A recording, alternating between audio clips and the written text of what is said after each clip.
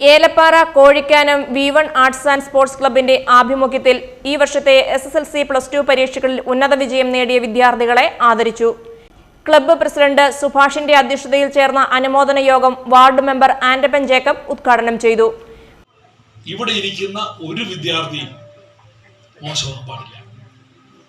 ഒരാളും മോശമാകരുത്. നിങ്ങളുടെ ഭാവിയിൽ പറഞ്ഞു, പണ്ടൊക്കെ ഇവരെല്ലാം പറഞ്ഞു, സുഭാഷ് പറഞ്ഞു, വസ്ത്രത്തിന് ബുദ്ധിമുട്ട്, ഭക്ഷണത്തിന് ബുദ്ധിമുട്ട്, വീട്ടിലിരുന്ന് പഠിക്കാനുള്ള സൗകര്യക്കുറവ്, ഇതൊക്കെ ഉണ്ടെങ്കിലും അവരെല്ലാം ഒരു കാര്യം ചെയ്തതാ, ഞങ്ങളുടെ മക്കളെ നന്നായി പഠിപ്പിക്കാം. ഞങ്ങൾക്ക് ചെരുപ്പില്ല, പക്ഷെ ഞങ്ങളുടെ മക്കള് 11ാം വാർഡിൽ നിന്ന് ഉന്നത വിജയം കരസ്ഥമാക്കിയ 26 വിദ്യാർത്ഥികൾക്കാണ് ചടങ്ങിൽ ഉപഹാരങ്ങൾ നൽകി അനുമോദനം അർപ്പിച്ചത്.